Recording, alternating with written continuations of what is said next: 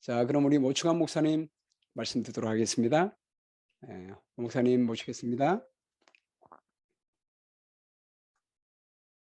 성도님 여러분, 또 장로님 네 분 여러분, 이렇게 비대면으로라도 볼 수 있어서 감사하고요. 또 우리 교회협회 선교부에서 제게 이런 시간을 허락하게 하신 것도 또 뜻이 있다고 생각해서 순종하는 마음으로 나오게 되었습니다.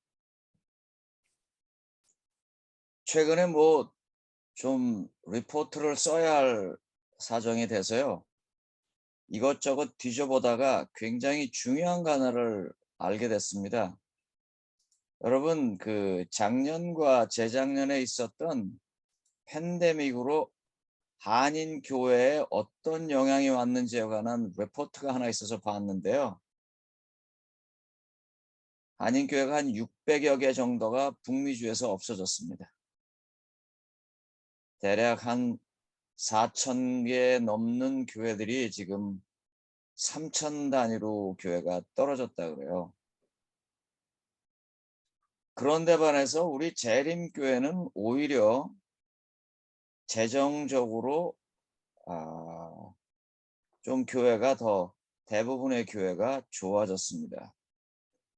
거기에 대한 어떤 그 연구가 계속 있어야겠지만, 그저 제 모자라는 소견으로는 그런 것 같습니다. 첫째, 시스템의 문제라고 생각했습니다. 저희 교회는 이 헌금 제도가 11금이나 또 교회 성장헌금이나 월정헌금 같은 제도적으로 헌금을 드리게 되어 있죠. 그런데 반해서 일반 개신교도들은 교회 예배에 참석하면서 그 예배에 감사하는 마음으로 감격해서 드리는 헌금입니다. 그러니까 팬데믹으로 모이고 모이지 않는 그 차이가 아주 크게 나타났던 것입니다. 마찬가지로 이 시스템이 어떻게 되어 있느냐에 따라서 우리가 효과적으로 일할 수 있고 또 일 못할 수도 있습니다. 그래서 오늘은 그 점에 대해서 좀 보도록 하겠습니다. 오늘 저한테 주어진 주제는 장로와 목양 중에서 특별히 목양은 정말 다양하게 많은 것이 있잖아요. 그러니까 그 목양 중에서 방문이란 목양을 어떻게 할 건가를 저한테 부탁하신 것 같습니다. 그래서 그쪽으로 집중해서 함께 시간 좀 갖도록 하겠습니다. 어쩔 수 없이 이 문제를 정확하게 하기 위해서 장로가 뭔지 좀 개념부터 세워야겠죠, 그죠?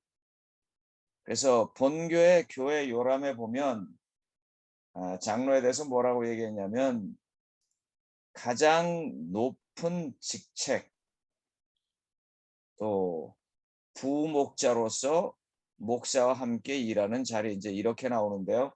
왜 본교 교회 요람이 그와 같은 개념을 갖게 되는지를 성경에서 좀 보겠습니다. 성경에서 보통 장로라고 나오면은요, 유대인이건 비유대인이건 교인이건 교인이 아니건 간에 제일 먼저 나타나는 개념은 리더입니다.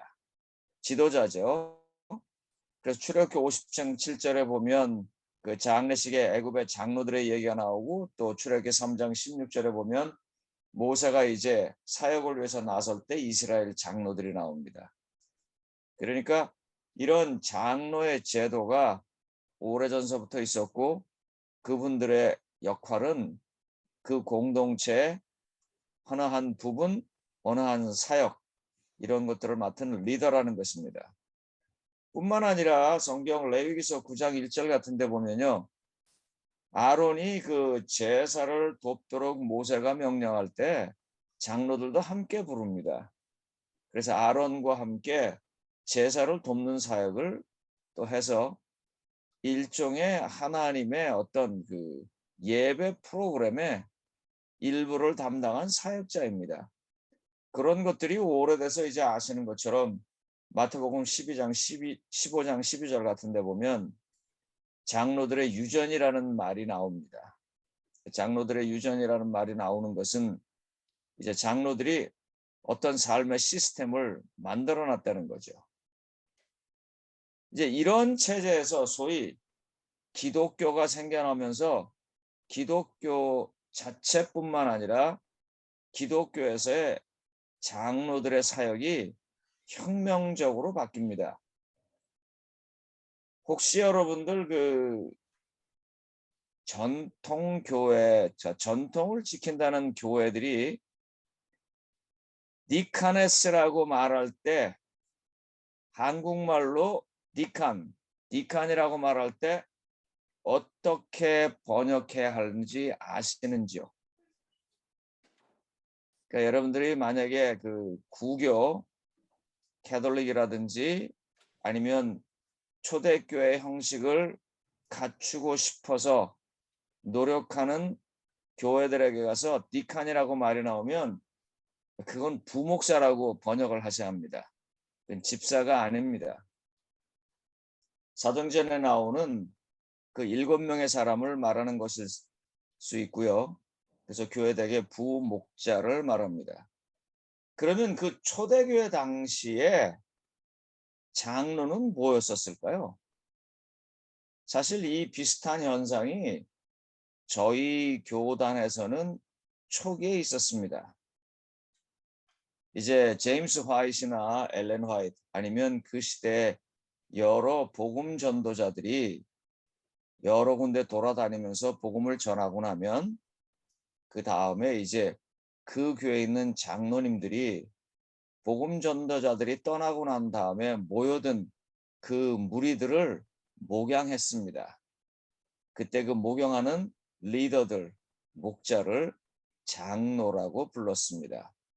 그렇게 한 이유가 뭐냐면 바울이나 바나바나 베드로나 소위 이와 같은 초기 기독교 선구자들, 오늘날로 말하면 복음 전도자들이 세계 곳곳을 돌아다니면서 이제 새로운 교회를 만들었을 때 그들이 전도회를 통해서 그곳에 있는 어떤 특별한 환경과 집회를 통해서 교회를 만들고 떠나면서 교회의 지킴으로 선정한 사람이 장로입니다.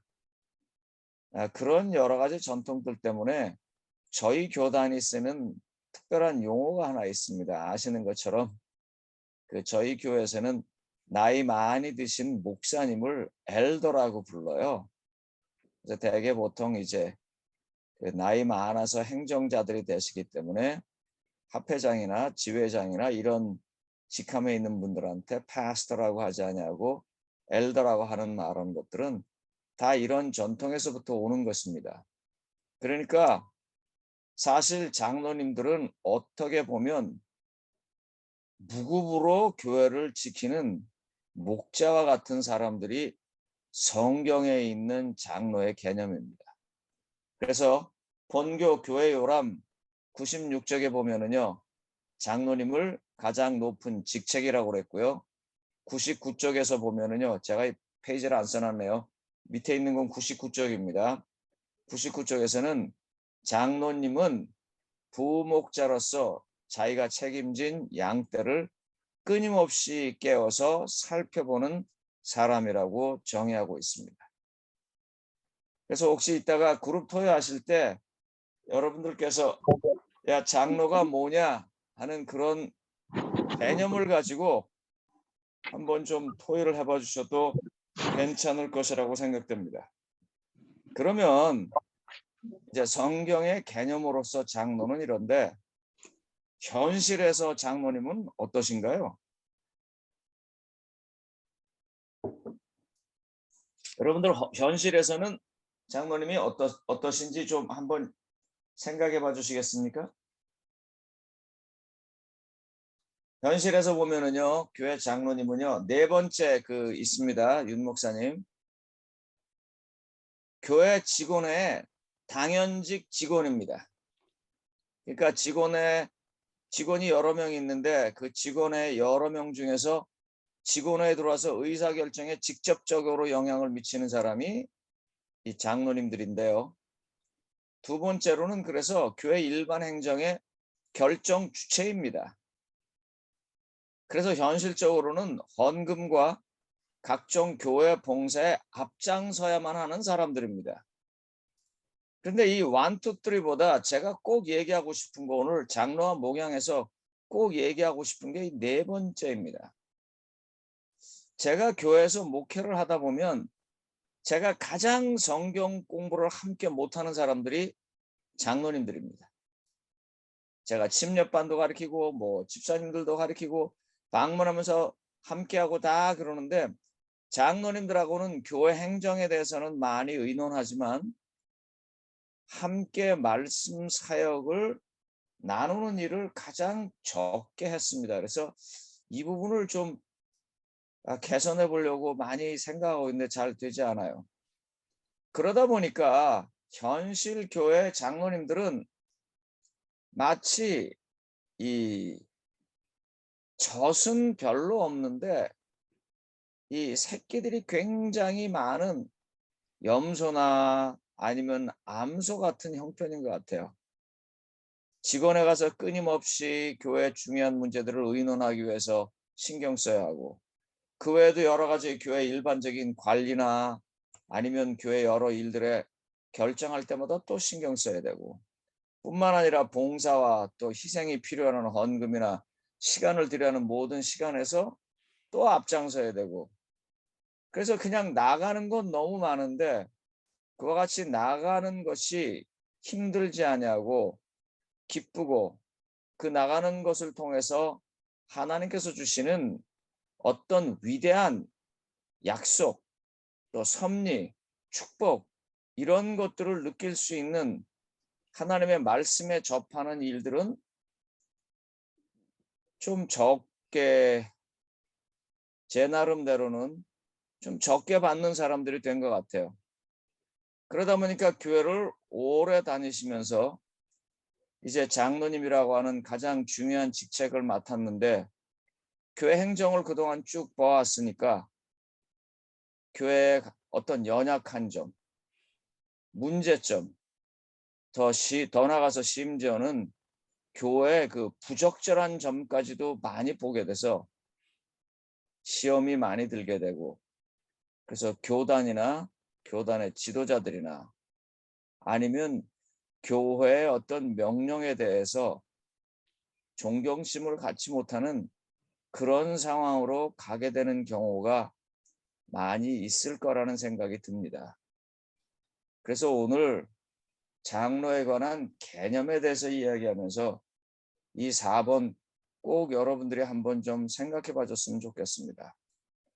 봉사는 굉장히 많이 하지만 과연 이렇게 많은 봉사를 하시면서 장로로서 어떻게 내가 영적으로 공급받고 살고 있는가, 내 영성을 어떻게 지키고 있는가, 그래서 다시 또 기쁨으로 하나님께서 나누라고 명령하실 때 나설 수 있는가 하는 걸 아마 2번째 시간에 여러분들 그 나눔의 시간에 좀 한번 나누셨으면 좋겠습니다. 자, 이제 그래서 그 다음 슬라이드 좀 넘겨봐 주세요. 오늘 이제 제게 맡겨진 현실교회에서 장로님과 목양 중에 방문은 과연 어떤 것인가? 이제 3번째 질문으로요. 이 팬데믹 시대에도 정말 방문이 필요한가 하는 것입니다. 제가 이 이야기를 예로 드리겠습니다. 저는 그때 참 감동이 컸습니다. 한 번은 제가 제 아들하고 어디를 잠깐 가야 했습니다.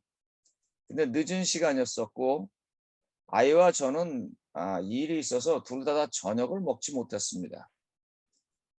그래서 아무 생각 없이 야 우리 저녁 먹고 가자 그랬더니 아빠 지금 다 문 닫았는데 차에서는 먹을 수 있어요. 그래. 그래서 그래? 거기 가자. 그래서 거기 갔습니다. 순두부집이었었는데요. 그 동네가 그렇게 좀 안전한 동네가 아닌데 뭐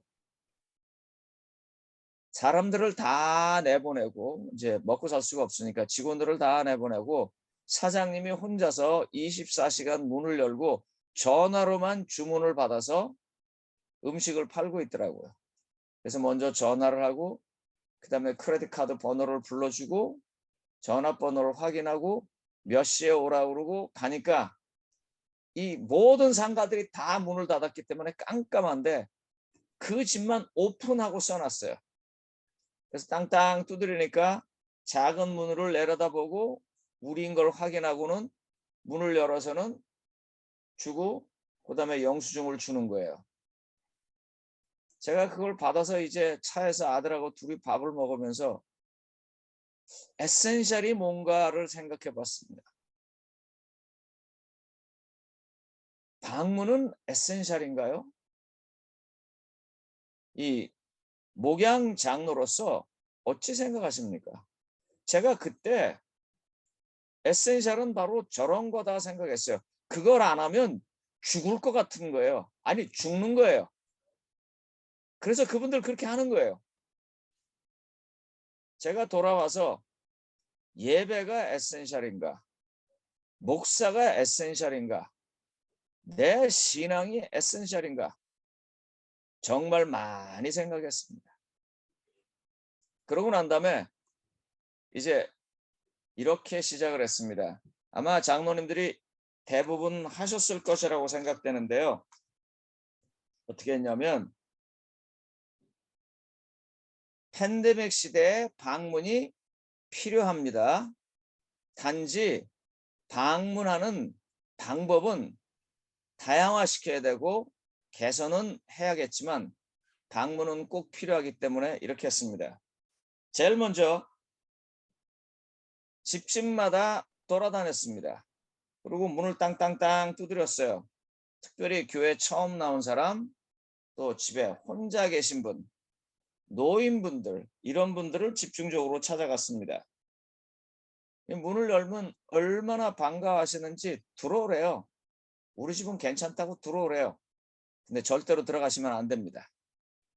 제가 6피트를 떼어서 뒤로 가서 목청을 높여갖고 기도하겠습니다. 그러고 기도를 합니다. 그리고 기도가 끝나면 안녕히 계시라고 그러고 갑니다. 제가 볼 때는 그런 방문 꼭 하셔야 합니다. 이 사람이요.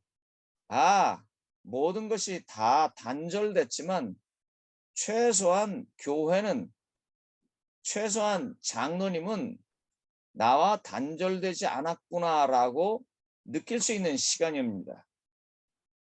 두 번째로요. 이 팬데믹 시대에 방문이 필요한가? 필요합니다. 방법을 개선해야 합니다. 요즘 로마린다 교회는 여성 선교부 주최로요. 줌으로 수요일 날 예배를 한 번 더 드리는데 예배 드리는 것이 이제 성경 공부이고 전도회를 위한 준비이지만 또 다른 아주 특별한 목표가 있습니다. 그건 뭐냐면 사실 이 줌으로 40명, 50명, 100명 이렇게 들어오면은요. 되게 시끄럽습니다. 또 연세 드신 어르신들이나 아니면 기계를 잘 모르시는 분들은 그 어떻게 뮤트를 하시는지 그걸 잘 모르시거든요. 그래서 어떤 때 보면 식사하시는 소리도 들리고 또 어떤 때는 당신들끼리 재미있는 이야기해서 우리가 웃기도 하는 그런 소리도 들리지만 꼭 그걸 놔두고 끝나고 나면 서로 이야기하는 시간을 좀 갖게 합니다. 제가 성경 공부할 때도 그렇게 합니다. 제가 성경 공부를 마치고 먼저 나가요. 그리고 공부하시는 분들이 거기 그냥 좀 있게 해요. 왜냐하면 그렇게라도 서로 얼굴 보고 대화하면 방문의 목적이 좀 이루어지는 것 같아요. 그런데 제가 제일 장로님들한테 좀 장려하고 싶은 방문은 이런 방문입니다. 주변 성도님들이 함께 가는 것입니다. 목양하실 때. 그래서 장로님들은 그 주변에 있는 분들까지도 다 알아야 합니다. 예를 들면 저한테는요. 누가 아프면 그 주변에 있는 사람이 연락이 옵니다. 목사님 누가 아프신 것 같아요. 요즘 아픈데 오라고 하는 게 상당히 부담스럽거든요. 병원에 있으면서 이 코로나 바이러스 감염 때문에 오라고 못하고 또 쉽게 갈 수도 없고, 하지만 교회에서 방문 왔다 그러면 잘 봐주더라고요. 그래서 장로님들이 특별히 이 목양에서 제일 중요한 건 어떤 당사자뿐만 아니라 그 당사자 주변에 있는 상황과 사람들을 아셔야 합니다.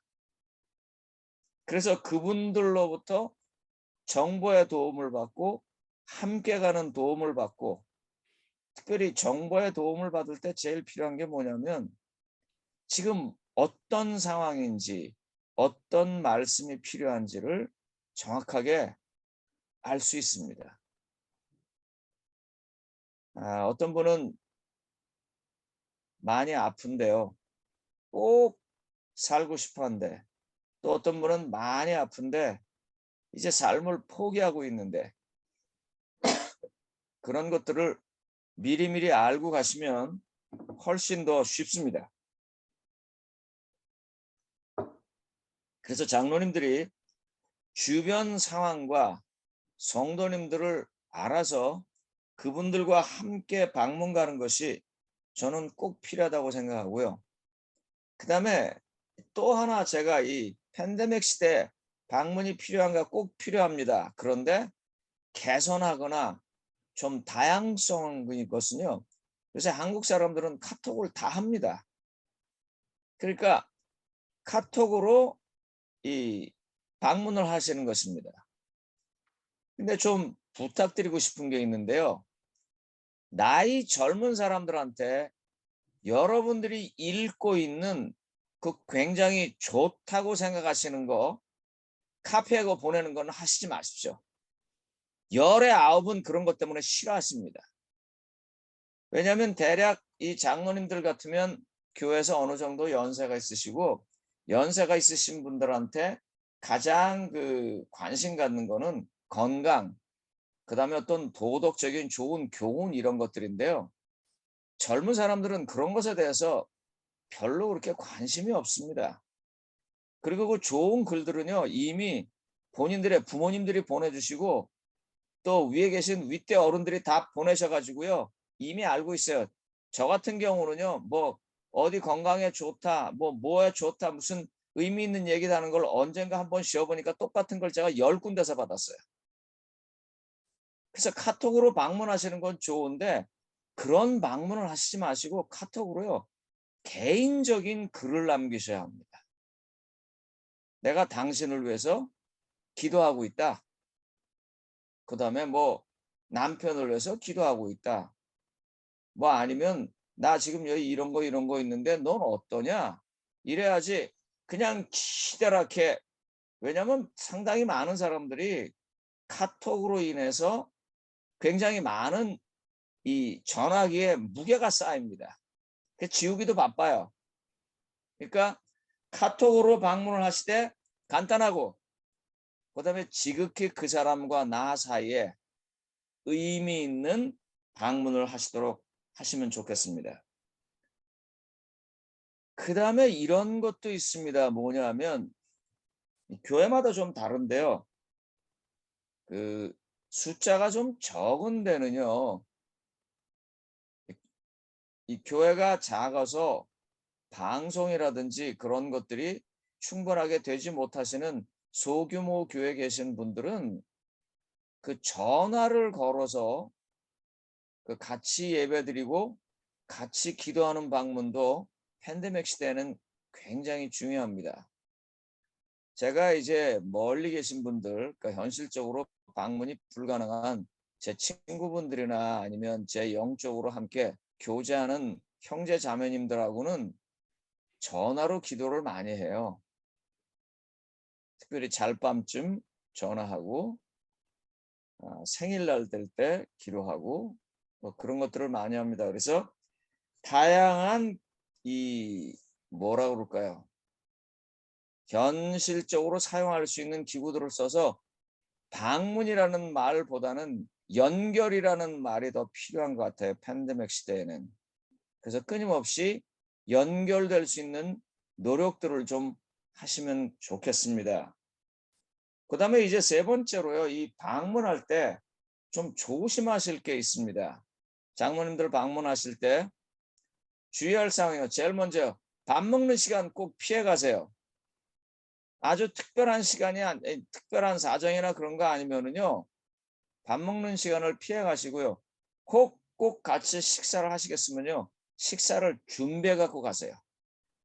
그래서 같이 먹자고 해야 합니다. 그래서 식사 시간을 피하는 게 좋겠고요. 두 번째로 이제 오래간만에 만나고 당연히 방문 받는 사람은 더 있다 가라고 합니다. 근데 제가 아주 간곡하게 부탁드립니다. 제발 오래 계시지 마십시오. 오래 계시면 다음에 또 못 갑니다. 그래서 아쉬운 듯할 때 나오게요. 예배 드리고 함께 기도하고 안부 묻고 그리고는 얼른 나오세요. 그리고 다음에 또 오겠다고 하세요. 그 다음에 이제 제가 장로님들과 함께 방문 드릴 때 꼭 좀 부탁드리고 싶은 게 있는데요. 이제 이게 어떤 정기적인 예배 형태나 분위기가 아니기 때문에 여기저기서 말씀을 하세요. 예를 들면 뭐 설교를 하는데 갑자기 당신이 어떤 거기에 대한 느낌이 있어서 나도 그런데요 그러면서 방문을 함께 가신 분이 나오는 수가 있을 때 효과적으로 그것들을 잘 제지해 주시면 좋겠습니다. 그리고 예배에 집중할 수 있도록요. 그래서 잠깐 드려지는 예배지만 예배가 하나님께 올려지는 그런 경험을 할 수 있도록 하겠으면 좋겠습니다. 그리고 방문을 가실 때는 뭐가 됐든지 간단한 선물을 좀 가져가십시오. 그런데 뭐 휴지 사가거나 뭐 하이타이 사가거나 그런 것도 좋지만요. 내가 가만히 다니면서 보니까요. 우선 그 집이 좀 좋아하고 필요할 만한가 하면 더 좋지만 그 잘 모르니까 이런 걸 굉장히 좋아하세요. 뭐 예를 들면 조그만 밀가루 부침개 같은 거 가지고 우리 집에서 먹다가 자기 생각나서 가져왔어 라든지 아니면 집에 이 꽃이 피었는데 이 꽃이 너무 예뻐서 내가 요거 몇 개 따서 이 꽃다발을 만들어서 가져왔어요. 그래서 이 상대방이 느낄 때 저 사람이 우리 집에 오기 위해서 참 정성을 들여서 왔구나. 그렇게 생각하는 게 꽤 필요합니다. 그다음에요. 남녀가 혼성으로 방문을 가시면 좋습니다. 예를 들면 남자 둘이 갔는데 여자 혼자 있는 집이면 그거 좀 문제가 되거든요. 그래서 남자 여자 같이 혼성으로 가야 되는데 남자 여자 1인이 되는 거는 피하셔야 합니다. 뭐 왜 피하는지 다 아실 테니까 설명 안 하겠습니다. 그리고 혼자 사는 가정을 방문하실 때는요. 정말 조심하셔야 합니다. 말씀하실 때도 조심하셔야 되고 행동하실 때도 조심하셔야 합니다. 더더군다나 연세가 많이 드신 분들은 괜찮은데 나이가 젊은 분들 특별히 요즘 저희가 한국 사람이니까 미국에 살아서 요즘 한국에서 공부하고 사회적인 분위기에 익숙해서 온 사람에게는 정말 조심하셔야 합니다. 제가 이 대학의 교수님들하고 어쩌다 몇 번 이야기하다가 들은 건데요. 대학에서 요즘 그 소위 말하는 그 sexual misconduct, 성추행이나 어떤 성적인 실수에 관해서 얘기하는데 저희 같은 사람은 감당을 못 하겠어요. 그런 것 중에 이런 게 있답니다. 그리고 요즘 아이들은 그렇게 배운다 그래요. 뭐냐면 선생님이 학생을 바라보는데 학생이 선생님이 바라보는 그 눈빛이 싫기만 해도 그게 요즘은 성추행에 들어간답니다. 아이들이 그렇게 교육을 배운대요. 그래서 혼자 사는 가정을 방문하실 때 저희처럼 뭐 나이가 있고 예전에 그저 어른들 오면 반드시 어떻게 모셔야 되고 남녀는 어떻게 유별하고 다 무슨 행동을 해도 그런 것에 근거해서 머리 구조가 되어 있는 사람들과 달리 이제 전도를 하다가 보면 이민을 새로 왔거나 또 어떤 형편에 의해서 혼자 사시거나 그런 분들이 계실 때는 정말 많이 조심하셔서 방문을 하시는 게 필요합니다. 그래서요, 여러분들에게 이제 마치면서 다시 좀 질문을 해보겠습니다. 전실교회 장로님 여러분, 이 팬데믹 시대에도 방문이 필요하십니까? 당연히 필요합니다.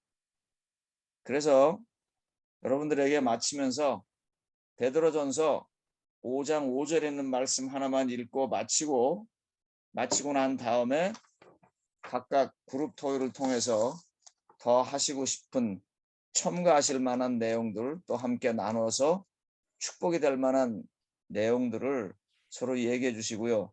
장로님들로서 교회를 잘 지켜주시기를 바랍니다. 베드로전서 5장 5절은 이렇게 말했습니다. 젊은 자들아 이와 같이 장로들에게 순복하고 다 서로 겸손히 허리를 동이라. 제가 이 말을 교회에서 장로님들하고 미팅할 때 가끔씩 씁니다. 젊은이들에게 존경받을 수 있는 사람이 장로님입니다. 교회에서 존경은요, 교회에서 권위는요, 사실은 어떤 공동체든지 마찬가지입니다. 공동체에서 권위는요, 힘에서 나오는데요. 공동체에서 나오는 진정한 권위는요, 봉사하고 희생하는 것에서부터 나오는 힘에 의한 권위입니다. 교회는 정말 딱 이거 하나입니다. 교회는 예수 그리스도의 십자가의 정신으로 뭉쳐진 공동체로 교회의 가장 높은 직책을 맡은 목자와 부목자, 목사와 장로는요, 봉사와 희생을 통해서 세워지는 힘에 의한 권위입니다. 그래서 여기 젊은 자들, 저는 이 말을 좀 바꾸고 싶어요. 다른 성도님들이 존경하는 그런 장로님들이 되주시고요. 그런 장로님이 되시기 위해서 현실 장로로 가장 효과적인 방법은 방문을 통해서 그분들과 사랑과 교제를 나누고 그분들의 어른이 되어주시는 것입니다. 특별히 이 팬데믹 시대에 갇혀 있어서 누군가가 내 손을 붙잡아 주기를 원하는 이때 제일 필요한 것은 바로 이와 같은 연결, 교제, 이런 것들이 이루어지는 방문이라고 생각합니다. 그러면 성도님 여러분들, 특별히 그 성도님들 중에서 장로님이라고 불리우시는 부부 되신 여러분들, 다른 성도님들과 예수 그리스도의 이름으로 연결되고 교제하시고 방문 많이 하셔서 우리 장로님 네 분은 정말 존경받을 만한 분이셔. 저분들은 정말 하나님의 말씀대로 우리를 돌봐주셔 하는 그런 말씀들이 많이 듣게 되시길 바라겠습니다. 말씀을 마치겠습니다. 허충환 목사님 정말 감사합니다. 우리 방문에 필요한 귀한 말씀 주셔서 감사합니다. 오늘 이 시간에 저희가 이제 각 교회별로 나누어서 토론하기 전에요. 우리 목사님 강의를 들으면서 혹시 방문에 대해서 오늘 또 말씀에 대해서 질문할 사항이 있으면 여러분께서 하시면 좋겠습니다. 뮤트를 푸시고 말씀을 하시거나 손을 들어주시면 되겠습니다. 또는 밑에 채팅창이 있거든요. 그 채팅창에다가 메시지를 남기셔도 됩니다. 그럼 제가 읽어드리고 질문을 드리도록 하겠습니다. 자, 질문하실 분 손 들고 말씀해 주세요. 뮤트 푸시고 말씀해 주시면 되겠습니다. 네, 우리 뉴욕에서 구자익 장로님 손 드시고 말씀하십니다. 혹시 장로님 얼굴 보여줄 수 있어요? 예, 네, 고맙습니다. 죄송합니다. 네, 얼굴 보니까 훨씬 좋습니다. 네, 예. 말씀해 주십시오. 반갑습니다. 지금 이거는 제 개인적인 생각인데요. 우리 팬데믹 이후로 각 교회마다 교회 예배 출석 수가 굉장히 급감했다고 할 정도인데요. 이것을 어떻게 회복시키는 길은 방문밖에 없다고 생각됩니다. 그런데 방문을 거절하는 분들을 어떻게 처리를 해야 쉽게 할 수 있을까요? 어떻게 목사님 제가 대답하는 겁니까? 어떻게 되는 겁니까? 예, 목사님께서 대답해 주십시오. 이거는요. 맞는 방법이 아니고 제 방법입니다. 예, 예. 방문을 거절하시는 분들에게는 말 안 하고 그냥 갑니다. 어떻게 하냐면 아멘. 그냥 가서 집 앞에서 전화를 합니다. 안녕하세요. 별일 없으셨죠? 뭐 한참 얘기하면 이제 얘기하면서 느낄 수 있습니다. 저분이 지금 엄청 바쁘신 상황인지 아니면 좀 한가하고 시간에 여유가 있는지. 그러다가 분위기가 딱 잡히면 문 좀 잠깐 열어보라고 제가 그럽니다. 내 문 앞에 있다고. 방문 거절하는 사람한테 그렇게 했습니다.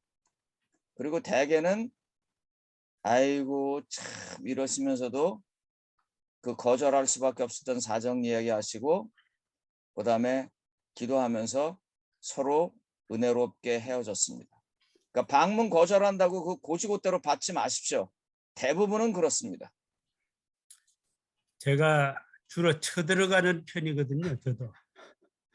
그래서 쳐들어갔는데 한 번은 타이밍을 잘못 맞춰가지고 이분이 나가고 없는 거예요. 그래서 그 모친하고 아들이 함께 기도하고 하기 원해서 했는데 그동안에 들어왔어요. 들어오니까 아주 난처해 하더라고요. 그런 경험이 있어가지고 참 이건 정답이 없겠구나 하는 그런 생각 들어서 목사님은 많은 경험하셨으니까. 장로님 정답이 있습니다. 방문 가서 욕 먹으면요. 예. 영광스럽고요. 방문 안 가서 욕 먹으면 아주 수치스럽습니다. 그러니까 아멘. 가서 욕 먹는 게 낫습니다. 그래요? 감사합니다. 네, 제가 질문 하나 해도 될까요? 네, 우리 김선규 장로님, 네, 말씀해 주십시오. 얼굴 좀 보이세요, 김성규 네, 장로님. 얼굴 보여주시고 말씀해 주십시오. 네, 안녕하십니까? 장로님 지금 울림이 있는데 하나를 하나를 끄세요, 끄세요. 예, 두 개가 켜져서 그래. 하나 끄시고. 송호 목사님 너무 감사하고요. 이렇게 좋은 기회를 주셔서 이렇게 방문에 간단한 여러 가지 은혜스러운 말들 주셔서 감사한데요. 어떤 경우에 개인적으로 상처를 받거나 또 개인적인 성도들과의 관계가 안 좋은 사람을 방문할 때 굉장히 좀 까다롭고 힘들 그런 것들을 많이 경험을 할 수가 있거든요. 그런 경우에 또 어떤 경우는 자신의 사생활에 대해서 숨기려 하는 사람도 있기 때문에 또 관계가 잘 안 맺고 그러는데 그런 것들을 어떻게 잘 할 수 있는 방법이 있는지 좀 설명해 주시면 고맙겠습니다. 지금 질문을 두 가지로 제가 다시 정리하겠습니다. 한 번 질문했지만 두 개를 하셨어요. 뭐냐면 웬일에? 아니 아이스크림 드릴까? 감사합니다, 아이스크림. 뭘 두 개를 질문하셨냐면 상처받은 사람을 어떻게 방문할 건가? 두 번째로는 개인의 삶을 보여주고 싶지 않은 사람을 어떻게 방문할 건가 하는 것입니다. 첫 번째로 상처받은 사람을 방문하기 전에는요. 정말 굉장히 많이 준비합니다. 정말 이거 잘 기억하십시오. 왜 상처받았는지 객관적인 상황으로 충분하게 알 수 있을 만큼 우선 준비합니다. 가서 뭐가 어떻게 터질지 모르거든요. 상처받은 사람 말만 들어야 할지, 상처를 준 사람의 입장은 어떤지. 그러나 상처받은 사람을 방문할 때는요. 상황을 파악하는 것보다 더 중요하게 준비하고 하는 게 뭐냐면 기도입니다. 그것도 혼자 하는 게 아니고 함께 기도합니다. 정말 꽤 여러 번 기도하고 그리고 방문 갑니다. 그리고 대개는 성령의 역사를 봅니다. 그래서 상처받은 사람들을 찾아갈 때요. 우 가셔서 그냥 적당히 얼버무리려고 그러지 마시고요. 꼭 함께 모여서 정말 기도하십시오. 하나님의 성령이 우리가 가기 전에 먼저 가게 해달라고 그분을 성령께서 감동시켜 달라고 기도하시고 가셔야 합니다. 두 번째로 이 감추고 싶은 상황이 있는 사람들한테 갈 때는요. 정말 부탁입니다. 여러 사람 가지 마십시오. 그쪽이 부부면 장로님이나 목사님 혼자 가십시오. 만약에 그쪽이 남자 여자 혼자 사는 분이시라면 부부가 가시면 되겠습니다. 그리고 만약에 부부가 갈 형편이 못 되면 목사님하고 장로님 두 분만 가십시오. 자기의 형편을 말하고 싶지 않은데 이 사람 저 사람 모시고 가면 진짜 말 안 합니다. 그리고 가능하면 집으로 가기보다는 그 사람을 불러내는 게 더 낫습니다. 그런 사람은요. 식당도 좋고 어디 공원도 좋고 그래서 그분이 자기의 그 성에서부터 나와야 합니다. 환경도 그렇고 장소도 그렇고 그래서 그 성에서부터 끄집어내서 우리 안으로 데려놔야 합니다. 기도는 역시 똑같이 필요하지만 그런 방법론적에서 조금 좀 개선이 필요한 부분입니다. 질문에 답이 됐으면 합니다. 김 장로님. 예, 아주 정말 좋은 답변 감사합니다. 감사합니다. 예, 또 다른 분 질문 있습니까? 예, 우리 윤진구 장로님, 뮤트 푸시고 말씀해 주세요. 네, 네. 목사님 정말 반갑습니다. 저는 이때까지 사실 그 방문만 받았지 방문을 해보지는 않았습니다. 그래서 방문을 해야 될 형편에 있어가지고 어떻게 방문하고 그 사람을 맞이하고 방에 들어가서 어떻게 할 그 절차를 조금 자세하게 설명해 주시면 감사하겠습니다.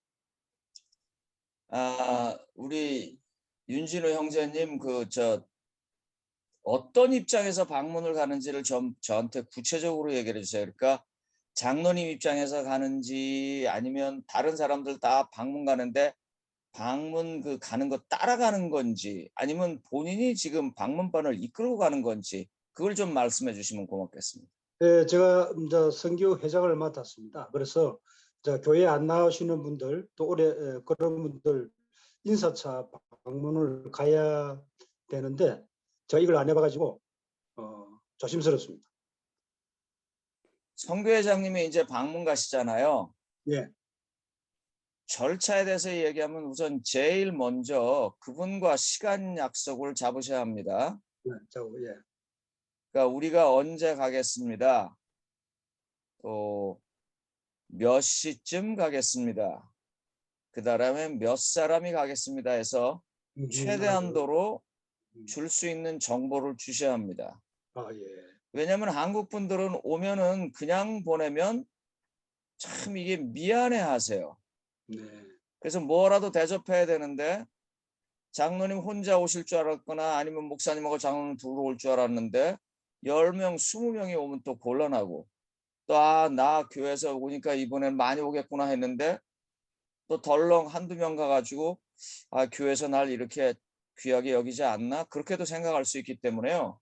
네. 제일 필요한 게 우선 장로님께서 그 가시는 분 집에 언제 몇 시쯤 누구와 간다고 하는 가능한 한 정확한 정보를 주셔야 합니다.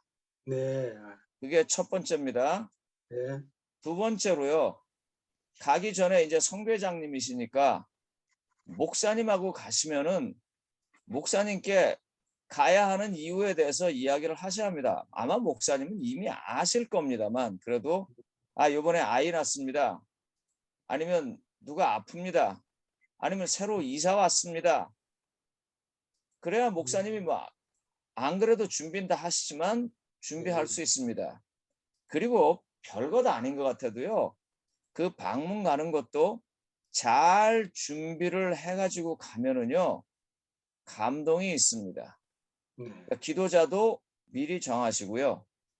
찬미도 미리 정하시고요. 목사님께도 상황 말씀드리시고 그렇게 해서 다 준비하시고 가시고요. 이제 들어가면 어떻게 해야 될까요? 음.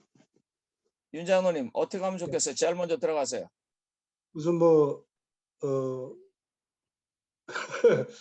우선 기도하겠죠. 다시요. 기도를 다시요. 자, 어. 목요일 날 11시에 방문 가기로 했습니다. 그 네. 집에 몇 시쯤 도착하면 좋을까요? 11시면 보통 뭐 10시 한 50분. 네, 50분이나 55분쯤 와서 웬만하면 그 앞에 계십시오. 바로 들어가지 말고요. 네. 가능하면 정시간에서 1, 2분 차이로 들어가세요. 네. 들어가셔서 제일 먼저 봐야 할 게 신발을 신고 들어가는지 신발을 벗고 들어가는지 좀 보셔야 합니다. 신발. 어떤 집은 신발 신고 들어가는 것, 그러니까 문을 열고 그 안에다 신발을 벗어놓는 걸 별로 문제 삼지 않는 집이 있는가 하면 어떤 집들은 특별히 이 둘만 셋만 이렇게 사시는 분들 집안 깔끔하게 해놨는데 우 와서 신발 벗어놓으면 말은 안 해도 거기서부터 이제 틀어집니다. 그렇군요. 그래서 잘 보시고 이 집은 신발을 밖에다 벗어놓고 가는 걸 좋아하겠다 하면 사람들한테 다 신발 안에다 벗지 말라고 그러세요. 그래서 신발부터 다 밖에 벗어놓고 그 집에서 괜찮습니다. 그래도 안 됩니다. 벗고 들어가십시오. 들어가셔서 의자를 보셔야 합니다. 미국 집이 어떤가요? 이제 패밀리 룸이 있고 다이닝 홀이 있습니다. 그죠? 예. 내가 모시고 가는 사람들과 그 집 가족이 앉을 수 있는 가장 좋은 자리를 그때 찾으셔야 합니다. 소파는 달랑 그 러브체어 2개밖에 없고 교인은 8명이 갔는데 장로님이 먼저 들어가서 목사님 보고 소파에 앉으라고 그러고 거기에 앉아 있으면 안 됩니다. 그럴 땐 한번 보시고 의자를 가져오시든지 아니면 다이닝 홀에 가셔서 앉으시든지. 그 다음에 만약에 장로님이 사회를 보신다면 장로님과 목사님이 특별히 그 집안 사람이 장로님과 목사님을 보시기에 불편하지 않는 자리에 앉으셔야 합니다. 장로님이나 목사님을 보기 위해서 그 앉은 분이 고개를 이렇게 돌려서 본다든지 하는 것보다는 목사님이나 장로님이 자리를 움직여서 방문 받는 분이 편안하게 보실 수 있는 자리를 만들어서 가십시오. 그리고 이제 예배를 시작하는데 방문 가실 때 요즘 찬미 부르려고 그러면 사람들 찬미가 가져가요? 안 가져가요? 가져가죠. 가져가요? 네. 그게 상당히 옛날식이네요. 우리 로바렌다 교인들은 아무도 안 가져가던데. 어허. 아무도 안 그럼 가지고 뭘 꺼냅니까 전부? 스마트폰. 스마트폰에 있는 찬미가를 꺼내요. 근데 다행히 그분이 우리 교인인데 안 나와서 가는 방문이라면 그게 되는데 이분이 지금 초신자라든지 아니면 교회 온 지 얼마 안 돼서 재림마을이나 그런 것들이 폰에 깔려 있지 않아요. 그럼 어떻게 하시면 좋겠어요?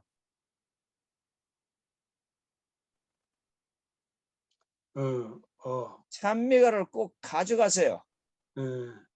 그래서 그분에게 찬미가를 보여주셔야 합니다. 그분 거를 또 줘야 되나? 그렇지. 예.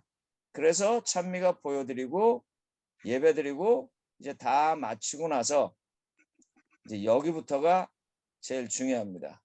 눈치가 딱 보니까 이 집은 지금 뭘 준비해 놓은 상태가 아니에요. 그 잘 보셔야 돼요. 그러면 자, 저희 다음 약속이 있어서 얼른 나가야 합니다 하고 나가십시오. 그래서 상대가 그래도 뭐 좀 아닙니다. 너무 감사한데 지금 그럴 형편이 못 됩니다. 그러면서 빨리 나가세요. 근데 가만히 보니까 그 집에서 뭘 준비해 놓고 있어요. 그러시면 안 됩니다. 그러면 조금 잡숫고 가십시오. 그리고 가시면서 꼭 그러세요. 다음에 또 오겠다고요. 다음에 또 와도 되지요? 그러면서 가시기 바랍니다. 윤영아 목사님 혹시 좀 보탤 거 있으면 보태십시오. 아닙니다. 우리 잘 말씀해 주셔서 감사합니다. 또 다른 분 질문하실 분 있습니까? 감사합니다, 목사님. 네, 고맙습니다. 우리 선교 회장님 드셨는데 올 한 해 또 방문하실 때 하나님의 은혜가 함께 하시길 바랍니다. 고맙습니다, 목사님. 네, 제가 한 가지 더 질문해도 될까요? 네 하십시오. 장로님 하울링이 생겼는데 하나는 끄시고 말씀하세요. 어, 네, 얼굴 보여주시고요. 아, 예, 예. 얼굴 네, 보여. 네. 이렇게 방문하는 그런 과정에서 여러 가지 이제 옛날에는 그 대방문도 있고 여러 가지 방문도 있지 않습니까? 근데 그 목회자와 어떻게 협력하는 것이 좋은지 좀 방문에 있어서 좀 아이디어가 있으시면 좀 주시면 고맙겠어요. 지금 저 말씀하신 장로님이 김성규 장로님이죠? 예, 근데 왜 내 이 김성규 장로님을 찾지를 못하겠어요. 어디가 있는 거야? 얼굴을 보고 얘기해 좋은데. 아, 예, 찾았습니다. 얼굴 보여. 네. 김성규 찾으셨어요? 장로님, 예, 이 지금 방문은요. 예. 대형 교회, 중형 교회, 소형 교회가 각각 다 다르게 해야 합니다. 예, 그런데 재림교회는 대형 교회가 몇 없습니다. 우선 대형 교회 개념부터 얘기하겠습니다. 보통 성경학자들이, 이 교회 성장학자들이 대형 교회를 400명 이상을 대형 교회라고 말합니다. 그리고 이제 메가처치, 그러니까 초대형 교회를 1000명 이상이라고 말해요. 제가 왜 이런 얘기를 드리냐면 우리 재림교회가 가지고 있는 좋지 않은 전통 가운데 방문에 문제가 있는 게 있습니다. 넘버원, 담임 목사님이 방문을 가야 집에 방문 왔다고 하는 거예요. 그렇죠. 보통. 그건 왜냐하면 저희 교회가 다 소형 교회가 많기 때문에 목사님들이 일일이 다 갈 수 있어서 그렇습니다. 그러나 비록 소형 교회라고 할지라도 목사님들이 그 전부 다 방문하는 일만 할 수 없기 때문에 다 갈 수 없어요. 그래서 첫째로 교회에서는 방문에 관한 개념 수정이 좀 있어야 합니다. 그런데 이제 지금 아까 그 질문하신 거요. 이 뭐 연초 방문 뭐 이런 거에 대해 어떻게 쓰면 좋겠느냐 하는 거는 교회 사이즈에 맞춰서 결정을 해야 합니다. 아마 스펜서빌 교회가 요즘 한 300명에서 350명 됩니까? 제가 잘 모르겠습니다.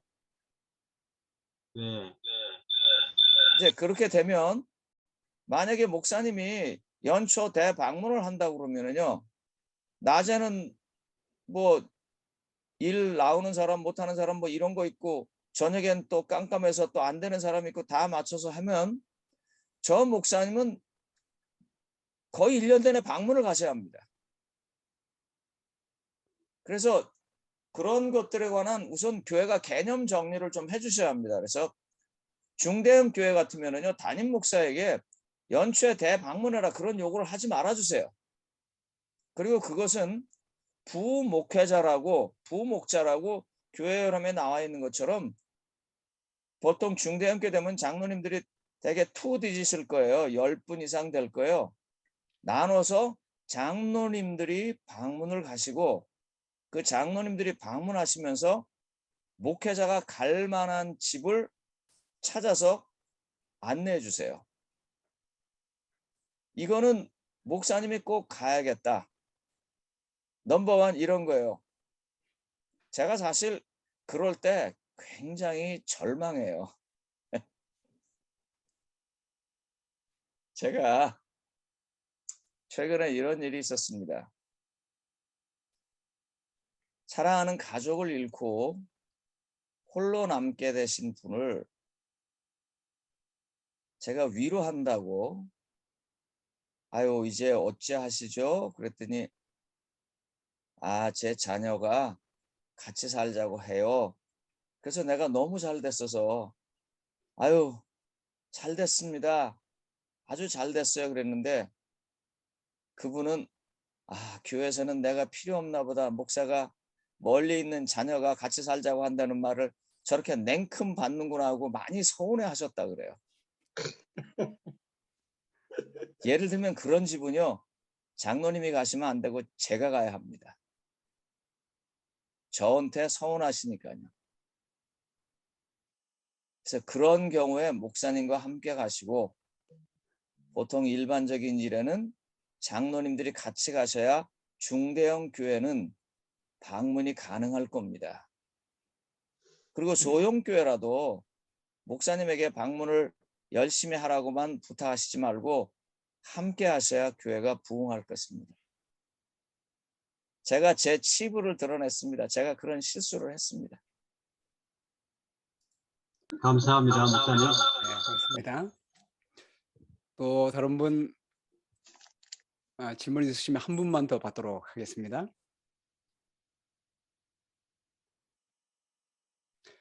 네, 없으시면요. 저희 워싱턴 스페스빌 교회는 금방 우리 목사님 말씀하신 것처럼 그렇게 실천하기 위해서 7분의 장로님이 있는데요. 우리 모든 교우들을 7그룹으로 나눴습니다. 우리 청장년 목사님이 있기 때문에 청장년반은 또 따로 했기 때문에 8그룹으로 나누게 됐어요. 그래서 모든 교인들과 초신자들, 또 이른 양들, 구도자들 이렇게 다 나눴습니다. 그래서 그 안식일이 끝나고 나면 결석하신 분들에게 또 전화 드리게 하고 필요한 분들은 우리 장로님들이 먼저 방문할 수 있도록 그렇게 권면하고 있습니다. 그리고 금방 우리 목사님 권면하신 것처럼 우리 장로님들이 그렇게 방문한 다음에 꼭 목회자의 방문이 필요한 것이 있다고 생각하면 알려주도록 해서 목회자가 방문하려고 지금 하고 있습니다. 제가 바라기는 저희 교회뿐만 아니라 우리 모든 교회가 교회 요람에 나와 있는 것처럼 장로님들은 부목양자로서 부목사가 되어야 된다라고 말씀하고 있거든요. 목회자만 방문하는 거 하고 목회자도 방문하고 장로님도 방문하고 이렇게 하는 것과 다른 것 같아요.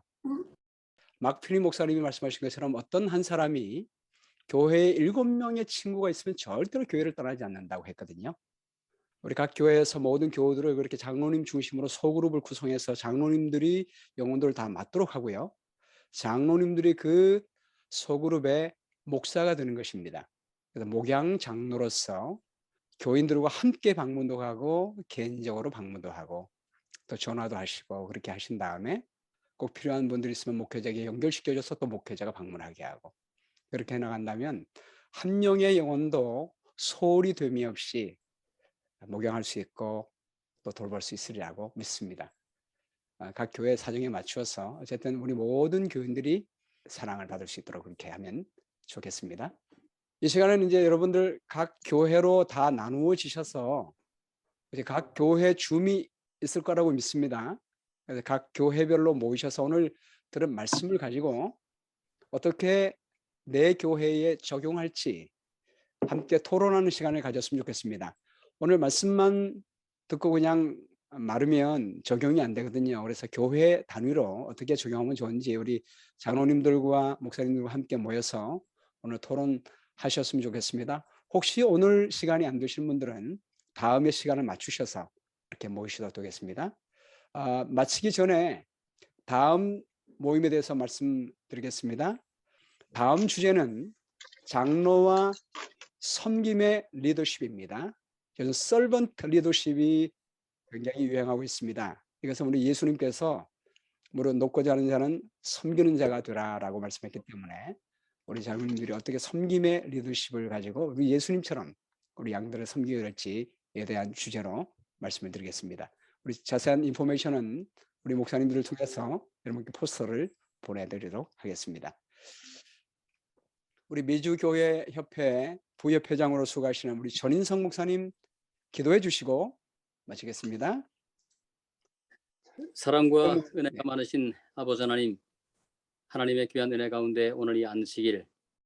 또 오후의 아름다운 시간을 통해서 우리의 마음속에 많은 교훈과 또 깨우침을 가질 수 있도록 도우셨사오니 감사합니다. 어려운 팬데믹의 시간을 지나고 있지만 하나님께서 우리 교회들을 잘 붙잡아 주셔서 하나님의 은혜 가운데 교회가 교회로서의 기능을 감당할 수 있도록 도우셔서 감사합니다. 여러 가지 부족한 모든 것들을 다시 한번 주님의 은혜 가운데 채워나갈 수 있도록 도우시고 세워주시는 하나님의 은총을 힘입어 더욱더 모든 교회들이 힘있게 자신의 사명을 잘 감당할 수 있는 복된 교회로 매일마다 성장하고 성숙할 수 있도록 주님 축복하여 주시옵소서. 오늘 특별히 귀한 주제를 함께 나누었습니다.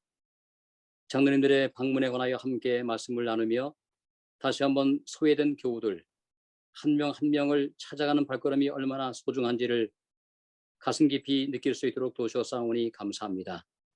하나님께서 함께 하시고 도우셔서 참으로 기쁜 마음으로 그들을 방문할 수 있도록 도우시고 여러 가지 마음이 힘겹고 어려워하는 그분들의 모든 마음을 다시 한번 주님께로 이끌 수 있는 우리 모든 사역이 될 수 있도록 축복하여 주시옵소서. 아멘. 각 교회에서 수고하시는 목사님들과 장로님들에게 힘과 용기를 더하시고 때때로 마음이 낙심되려고 할 때마다 성령 하나님께서 그 마음을 일으켜 세워주시고 힘과 용기를 주셔서 넉넉히 하나님의 은혜 가운데 이 모든 사역을 잘 감당할 수 있는 우리 모두가 될 수 있도록 축복하여 주시옵소서. 이제 함께 시작한 이 모든 장로회가 하나님의 은혜 가운데 더욱더 발전될 수 있도록 도우셔서 많은 분들이 이 모임을 통해서 영적인 은혜를 경험할 수 있도록 도우시고 또 실제적으로 필요한 것들을 잘 배우고 익힐 수 있도록 도우셔서 모든 교회가 하나님 안에서 성공하고 부흥할 수 있도록 축복하여 주옵시기를 저희를 사랑하시는 예수님의 귀하신 이름으로 간절히 기도합니다. 아멘. 아멘.